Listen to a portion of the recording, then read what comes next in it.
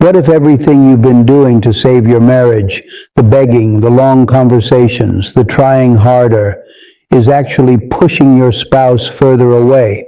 I know that's hard to hear, but there's a shift you can make starting today that completely changes the dynamic. It's called the 180 technique. And in this video, I'm going to show you exactly what it is, how it works, and how to use it to make your spouse want to stay. If you're watching this, chances are you're in a marriage that feels like it's slipping away. Maybe your spouse has emotionally checked out.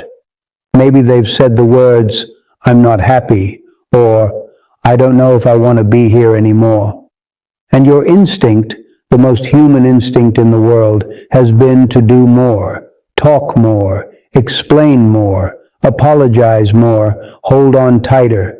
But here's what the research actually shows. Studies on relationship attachment find that the more one partner pursues, the more the other withdraws. It becomes a painful chase that neither of you chose. You're not weak for doing this.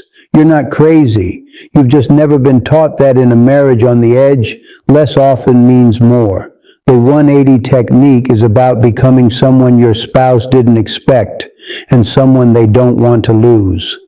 Point 1, stop pursuing. Start withdrawing with dignity.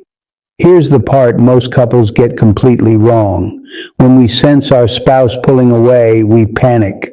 We follow them from room to room. We send the long text.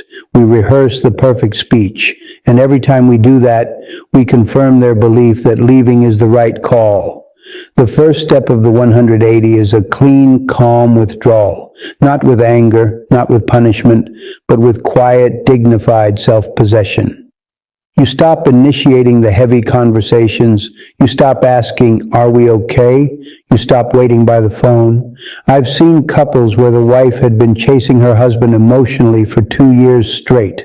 The moment she stopped, genuinely stopped, he started coming to her within 10 days.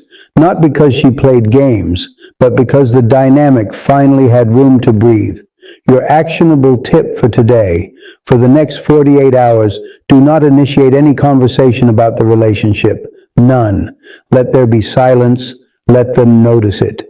Point 2, rebuild your own life visibly now. This next one surprises a lot of people.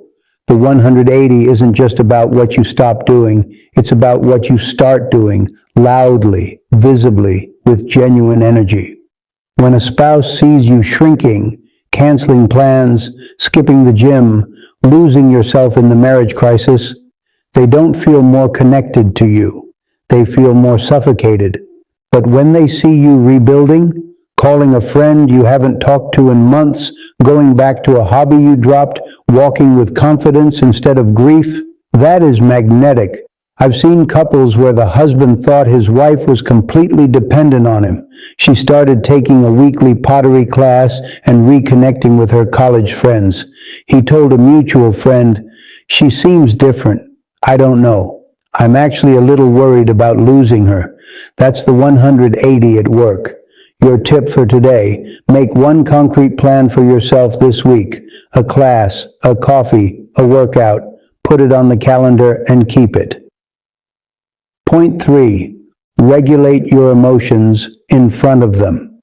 But here's what most people don't realize about the 180. It's not a performance. It's a genuine internal shift. And the most powerful place that shows up is in how you manage your emotions in real time. When your spouse says something cold, dismissive, or hurtful, your old pattern might be to cry, to argue back, or to shut down completely. The 180 asks you to do something much harder: respond with calm, with groundedness, even with warmth. This doesn't mean you don't feel the pain, you feel all of it, but you stop externalizing it in ways that put your spouse in the role of the villain or the rescuer.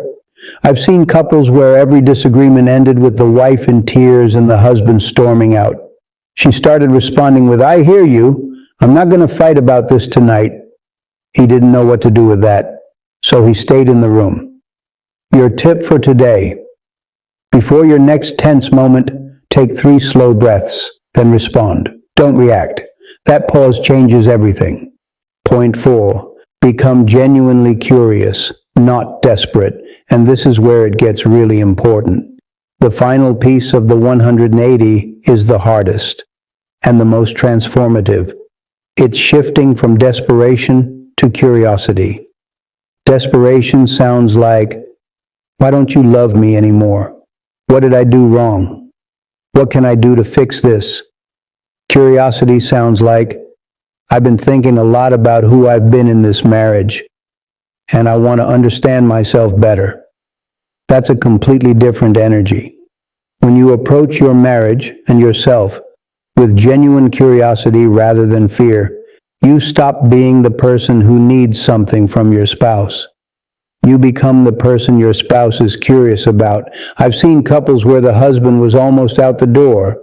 His wife stopped asking, "What do you need from me?" and started saying, "I've realized some things about myself I want to work on."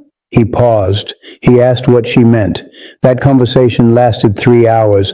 It was the first real one they'd had in years. Your tip for today: write down one honest thing you want to understand about yourself, not about your spouse. Start there. Let me tell you about Sarah and Mike. They'd been married 11 years, 2 kids, a house they both loved, and a marriage that had slowly gone completely quiet. Mike had told Sarah he wasn't sure he was in love anymore. Sarah's first response was what anyone's would be. She panicked. She begged. She sent him long letters. She made promises. And then she found the 180. She stopped chasing. She started going back to running, something she'd given up 5 years before. She stopped crying in front of him. She started responding to his coldness with quiet dignity. 3 weeks later, Mike asked her to go for a walk, not to talk about the marriage, just to walk. They held hands. That walk didn't fix everything, but it started something. And Sarah told me later, the moment I stopped trying to save us, he started wanting to. So here's what we covered today. First, stop pursuing and withdraw with dignity. Second, rebuild your own life visibly and genuinely. Third, regulate your emotions in real time, especially in front of your spouse. And fourth, replace desperation with honest curiosity. Which of these 4 signs resonated most with you? Tell me in the comments. I read every single one. And if your spouse has emotionally shut down and you don't know how to reach them, I have a video on emotional withdrawal in marriage. Watch that one next. If this helped you today, subscribe to Stay or Leave.